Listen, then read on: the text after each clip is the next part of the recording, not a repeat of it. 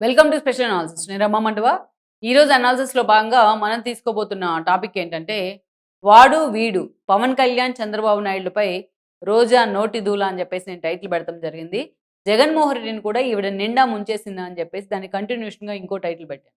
First నేను నేను ఈ వీడియో చూస్తున్న ప్రేక్షకులందరికీ కూడా నా తరపు నుంచి సారీ చెప్తా ఉన్నా. ఎందుకంటే ఇలాంటి టైటిల్స్‌కి నేను వ్యతిరేకం. నోటి దూల అనే టైటిల్ అంటే అది ఒక బూత్‌లాగే నాకు అనిపిస్తా ఉంది. అలాగే వినిపిస్తా ఉంది. నా నోటితోని నేను ఉచ్చరించడానికి కూడా నాకు నచ్చట్లేదు.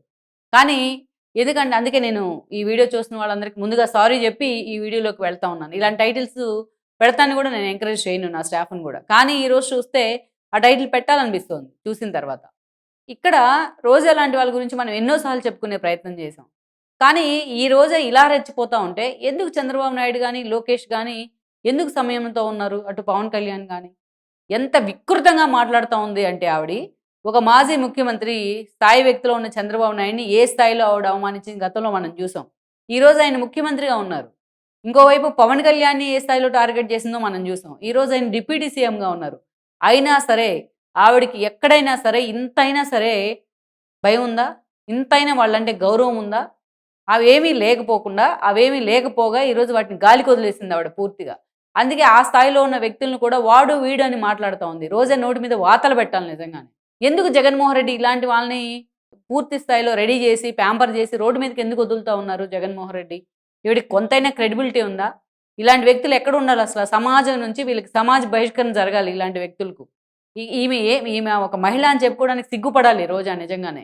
ఎందుకంటే ఇలాంటి మహిళలు రాజకీయాల్లో ఉండొద్దని జనం గగ్గోలు పెట్టే ఆవిడని అడ్డంగా ఓడగొట్టారు. నగరిలో 45,000 ఓట్ల తేడాతో ఓడిపోయింది. అందుకు కూడా సిగ్గుపడట్లేదు ఈ రోజున. తన భాష అంతే, తన మూలాలంతే, తాను ఇంతే దరిద్రంగా మాట్లాడతానంటూ రోజు రోజుకు ఆ దరిద్రాన్ని ఇంకా అందరికీ కూడా ఆ మకిలిని అంటించే ప్రయత్నం చేస్తాంది ఆవిడ. ఎందుకు జగన్మోహన్ రెడ్డి ఈమెను బేర్ చేస్తా ఉన్నారు? సిగ్గుందా రోజా నీకు నిజంగానే? ఈ మాట అడగడానికి నేను సిగ్గుపడతా ఉన్నా. ఆ పదాలు వాడడానికి. ఎట్లా మాట్లాడతావు నువ్వసల? ఒక ముఖ్యమంత్రి స్థాయి వ్యక్తిని పట్టుకొని, డిప్యూటీ సీఎం స్థాయి వ్యక్తిని పట్టుకొని, వాడు వీడని మాట్లాడతావా? భారతీరెడ్డిని చిన్న కమెంట్ చేసినందుకే సామాన్య కిరణ్ చంద్రబాబు నాయుడు అరెస్ట్ చేయించారు. నిన్నేమో మొత్తం అచ్చోసిన ఆంబోతులాగా వదిలేస్తా ఉన్నారు జగన్మోహన్ రెడ్డి రోడ్డు మీదకి. ఛ! అసలు నేను నేను ఈ మాటలు మాట్లాడే జర్నలిస్ట్‌ని కాదు. నాకసలు ఈ మాటలు మాట్లాడాలన్నా కూడా చాలా ఐయామ్ గెట్టింగ్ ఎంబరాస్డ్. కానీ ఈరోజు రోజా మాట్లాడుతున్న మాటలు నిజంగా రాజకీయాల్లో ఒక మహిళ రావడమే అవకాశాలు రావడమే చాలా తక్కువుంటుంది. వచ్చిన తర్వాత ఆవిడ గెలిచి అందరిని తట్టుకొని, నిలబడి టికెట్ తెచ్చుకొని గెలవడమే చాలా గగనం. అలాంటిది రోజా 2 సార్లు ఎమ్మెల్యేగా గెలిచారు వైఎస్ఆర్‌సీపీ నుంచి. గెలిచిన తక్కువ సమయంలోనే మంత్రి కావడం ఇంకా గొప్ప విషయం అది. అందరికీ రావు అలాంటి అవకాశాలు. ఎక్కడో చిన్నతనంలోనే అఖిలప్రియ లాంటి వాళ్ళకి తప్ప. ఆవిడ 2 సార్లు గెలిచి ఎమ్మెల్యే అయ్యారు. ఎమ్మెల్యే అయిన వెంటనే మంత్రి అయ్యారు. అయినా అలాంటి అలాంటి ఒక వ్యక్తి ఎంతమందికి ఆదర్శంగా ఉండాలి? ఎంతమందికి ఒక ఐడియల్ పర్సన్‌గా ఉండాలి? రాజకీయాల్లోకి రావాలి అనుకుంటున్న మహిళకు రోజాలాగా అవ్వాలి మేము అనుకునేంత ఐడియల్‌గా ఉండాలావిడ. కానీ రాజకీయాల్లోనే కాదు బయట మహిళలకు గూడా ఆఖరికి చాలా చోట్ల పంపుల దగ్గర కొట్టుకునే లేడీస్ ఉంటారు. వాళ్ళు చాలా బెటర్ రోజా కంటే. అలాంటి వాళ్ళకి గూడా ఈమె ఇన్‌స్పిరేషన్‌గా ఉండగూడదు. నిజంగా రాజకీయాల్లోకి రావాలనుకుంటున్న మహిళలకి ఈమెను చూస్తే భయమే. ఇలాంటి వాళ్ళు గూడా ఉంటారా? ఇంత దారుణంగా మాట్లాడతారా?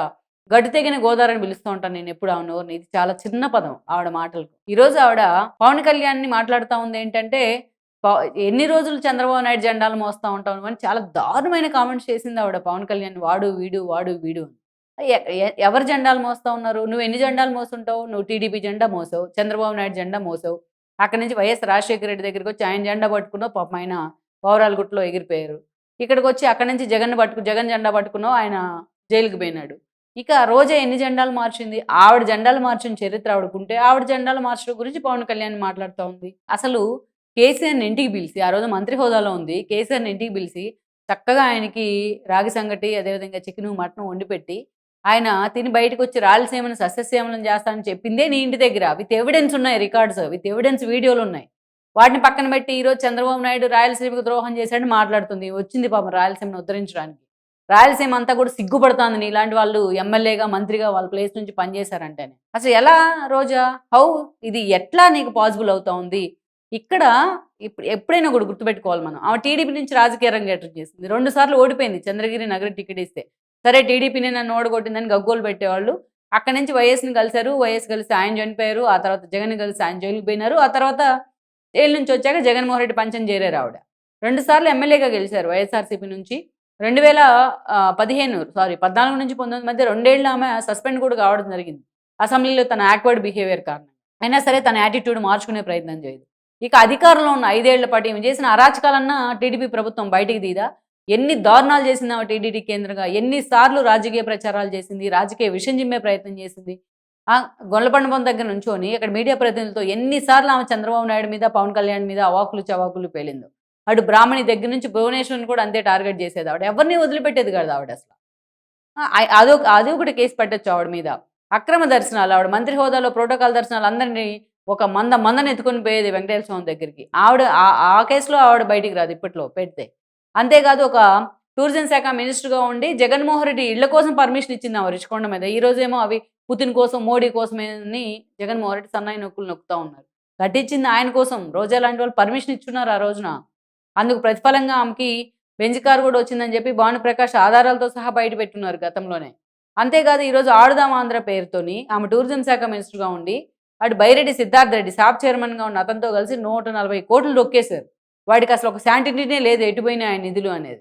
వీటన్నిటి మీదకి రోజాని కేసులేస్తే ఇప్పుడల్లా ఆమె బయటికి రాదు ఇంకొక 20 ఏళ్ళు. కానీ ప్రభుత్వం ఇంకా ఎందుకు ఆమెను బేర్ చేస్తూ ఉంది? జగన్మోహన్ రెడ్డి కూడా మొన్న ఆవిడ ఓడిపోయిన తర్వాత పక్కన పెట్టారు. కానీ ఎక్కడ మళ్ళీ ఇష్యూలన్నీ కూడా మాట్లాడేవాళ్ళు ఎవరు లేరు ఆ స్థాయిలో. అందుకనే జగన్మోహన్ రెడ్డి మళ్ళీ ఆమెను తీసుకొచ్చి ఆమె కోరినట్టుగా నగరిలో తన వ్యతిరేకులు, పెద్దిరెడ్డి అనుచరులు, కేజే శాంతి లాంటి వాళ్ళని, కేజే కుమార్ లాంటి వాళ్ళని సస్పెండ్ చేసి మరీ ఆమెను ప్యాంపర్ చేస్తూ ఉన్నారు ఈ రోజున. ఆవిడేమో అలానే రెచ్చిపోతూ ఉన్నారు. చంద్రబాబు నాయుడు మీద, పవన్ కళ్యాణ్ మీద రెచ్చిపోయే రోజా మొన్న తన కాన్స్టెన్సీలో మొత్తం రెడ్డి గారి చక్రపాణి రెడ్డి ఆధ్వర్యంలో మొత్తం 4-5 నేతలు ప్రెస్ మీట్ పెట్టి ఆమెను ఉతికి ఆరేశారు. ఒక్క మాట మాట్లాడమని చూద్దాం, ధైర్యం ఉంది ఎవడికి వాళ్ళ మీద? ఒక్క మాట మాట్లాడగలిగిందా వాళ్ళ మీద? మొత్తం ఈ భాగవతం మొత్తం చరిత్ర చెప్పినట్టు చెప్పేశారు వాళ్ళు హరికథ, బుర్రకథ లెవెల్‌లో. ఒక్క మాట కూడా వాళ్ళని ఖండించే ప్రయత్నం చేయలే. ఎందుకంటే అవన్నీ నిజాలు కాబట్టి. ఆఖరికి ఈమె బర్త్‌డేలు అని చెప్పేసి ఈమె బర్త్‌డే, ఈమె పిల్లల బర్త్‌డేలు అని చెప్పేసి వాళ్ళ అన్న, వాళ్ళ బ్రదర్స్ అంతా కూడా రోడ్డున పడి వాళ్ళ వదినతో సహా అందరూ ఏ స్థాయిలో డబ్బులు సంపాదన చేశారని వాళ్ళు లెక్కలతో సహా చెప్తా ఉన్నారు. జనం దగ్గర, మంది దగ్గర వసూలు చేశారు అని చెప్పేసి. ముందు ఇవన్నీ కడుక్కోవడానికి ఆమెకొక 25 ఏళ్ళు పడుతుంది. కానీ అలాంటి రోజా ఈ రోజున మాట్లాడుతున్నావు. నువ్వు విమర్శించు. నువ్వు పవన్ కళ్యాణ్ తిట్టు, లేకపోతే చంద్రబాబు నాయుడు విమర్శించు, లేకపోతే లోకేష్‌ని తిట్టు. ఇవన్నీ ఓకే. కానీ ఈరోజు విమర్శకైనా ఒక హద్దు, పొద్దు ఉండాలి కదా! వాడెవడు, వీడెవడు నీకు? నీకు ఇంత ఇంత దారుణమైన ట్రోలింగ్ ఏ మహిళా మంత్రి మీదైనా, ఏ మహిళ మీదైనా జరిగిందా? ఆఖరికి శ్రీరెడ్డి మీద కూడా జరగల. నిన్ను చూసిన తర్వాత ఆవిడ ఎంతో బెటర్ అనిపిస్తా ఉంది. కనీసం ఆమె టీడీపీ వచ్చిన తర్వాత రియలైజ్ అయింది. చాలా అంశాలు రియలైజ్ అయ్యి మాట్లాడుతూ ఉంది ఈ రోజున. ఇంత నోటి దురద ఎవరికన్నా ఉందా నీ పార్టీలో? అసలు ఏ పార్టీలో అయినా ఉందా ఇంత నోటి దురద మనుషులకి ఎవరికైనా సరే? ఈరోజు అన్సయ్య లాంటి వాళ్ళని వెలేస్తూ ఉంది సమాజం. ఈరోజు ఆమె శివాజీ మాటలకు అడ్డం తిరిగి మాట్లాడుతూ, అడ్డం తిరిగి బిహేవ్ చేస్తూ ఉంటే, నిన్ను కూడా రాజకీయాల నుంచి వెలేయాలి. ఇట్లా మాట్లాడుతున్నందుకు, నిన్ను అన్నందుకు కూడా సారీ చెప్తా ఉన్నా. ఇట్లా మాట్లాడుతున్నందుకు నిన్ను కూడా రాజకీయాల నుంచి పూర్తిగా వెలేయాల్సిన సందర్భం ఇది. జగన్మోహన్ రెడ్డి ఆమె నెత్తిన పెట్టుకుని ఊరేగినన్ని రోజులు ఆ పార్టీ గతి ఇంతే, ఆ రోజాకు కూడా ఇంతే. ఆమె రెట్టించిన ఉత్సాహంతో మాట్లాడుతూ ఉంది. ఏం మాట్లాడుతుందో ఆమెకు తెలియట్లేదు. మాటకు ముందు నా బిడ్డలను కూడా ట్రోల్ చేస్తున్నారని కన్నీళ్ళు పెట్టుకుంటా ఉంది. నువ్వు ఇలా మాట్లాడుతుంటే నీ పిల్లలేంది? ఆ పిల్లలు కూడా ట్రోలింగ్కే గురవుతారు. ఏదో ఒక పాయింట్ దగ్గరైనా ఎవరైనా సరే పశ్చాత్తాపం పొందుతారు ఎక్కడో ఒక చోట. కానీ అది నీకు ఏ కోసానా లేదు. నువ్వు ఉన్నన్ని రోజులు నేను హామీ ఇస్తున్నా జగన్మోహన్ రెడ్డికి ఇలాగ ప్రతిపక్షంలో ఎలాంటి డోకా లేదు. కనీసం ఈసారి ఆ ప్రతిపక్షం కాదు, 11 సీట్లకు కాదు. కనీసం ఇక నిన్ను వెంట పెట్టుకొని ఎప్పుడు దాకా అయితే జగన్మోహన్ రెడ్డి ఊరేగుతూ ఉంటాడో దానికి రిజల్ట్ కూడా అలాగే ఉండబోతుంది వైఎస్ఆర్‌సీపీ.